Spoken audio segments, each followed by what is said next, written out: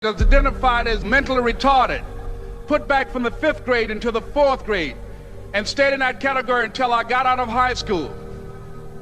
I don't have any college training, but I met a high school teacher who one day changed my life. I was waiting on another student, and when he came in, he said to me, "Young man, go to the board and write what I'm about to tell you." And I said, I can't do that, sir. He said, "Why not?" I said, "I'm not one of your students." He said, "It doesn't matter, follow my directions now." I said, "I can't do that, sir." He said, "Why not?" I said, "Because I'm educable mentally retarded." And he came from behind his desk and he looked at me. He said, "Don't ever say that again. Someone's opinion of you does not have to become your reality." And as he talked, my heart began to beat fast. Tears began to run down my eyes, and I was in the back just listening to him, because the speech he was giving, that speech was for me. And he said, "Les Brown," he said, "if you want to do anything worthwhile in life, you've got to be hungry."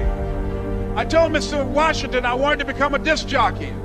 And so I started working to develop myself. He said, "I want you to practice every day being a disc jockey." I said, "But I don't have any job now." He said, "It doesn't matter." He said that it's better to be prepared for an opportunity and not have one than to have an opportunity and not be prepared.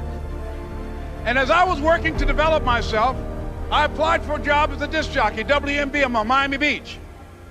I went to a guy named Milton Butterball. I said, "How you doing, Mr. Butterball? I'd like to get a job as a disc jockey." He looked at me, he said, "You have any broadcast background?" I said, "No, sir, I don't." "You have any journalism background?" I said, "No, sir, I don't." He said, "We don't have any jobs available." I said, "Yes, sir." I went back to Mr. Washington and I told him. He said, "Don't take it personally." He said, "Most people are so negative, they will have to say no 7 times before they say yes." He said, "Go back again." So I went back again. I said, "How you doing, Mr. Butterball? My name is Les Brown." He said, "I know what your name is. What do you want?" I said, "I'd like to know whether or not you have any jobs as a disc jockey, sir." He said, "Didn't I just tell you yesterday we didn't have any jobs?" I said, "Yes, sir, but I know whether or not somebody got laid off or somebody was fired, sir." He said, "No one was laid off or fired. Now get on out of here." I came back the next day like I was seeing him for the first time. I said, "Hello, Mr. Butterball, how are you?" He looked at me with rage. He said, "Go get me some coffee." I said, "Yes, sir." And I went to get him some coffee. After a while, I would get their lunch and dinner, and I would go in the control rooms and take the disc jockeys their food, and I would not leave until they would ask me to leave. One Saturday afternoon, while I was at the radio station, a guy named Rock was drinking while he was on the air. I was the only one there, looking at him through the control room windows, walking back and forth, young, ready, and hungry. Pretty soon the phone rang, and it was the general manager. And I answered the phone. I said, "Hello?" He said, "Les, this is Mr. Klein." I said, "I know." He said, "Rock can't finish his program." I said, "I know." He said, "Would you call one of the other DJs in?" I said, "Yes, sir." I hung the phone up. I said, "Now he must think I'm crazy." I called my mom and my girlfriend, Cassandra. I said, "Y'all turn up the radio and come out on the front porch. I'm about to come on the air." I waited for about 20 minutes, and I called him back. I said, "Mr. Klein, I can't find nobody." He said, "Young boy, do you know how to work the controls?" I said, "Yes, sir." He said, "Go in there and don't say nothing here." I said, "Yes, sir." I couldn't wait to get behind those controls. I put on an old Stevie Wonder record called Fingertips.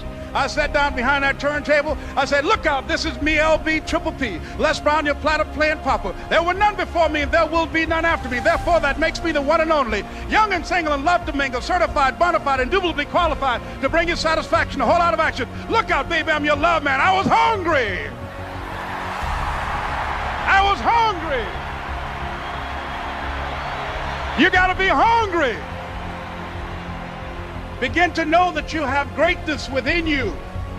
And if just one of you here begin to envision yourselves as being blessed and highly favored to reach your goals, if just one of you capture the essence of what that means, that you have greatness within you and a responsibility to manifest that greatness, that you can make your parents proud, you can make your school proud, You can touch millions of people's lives, and the world will never be the same again because you came this way.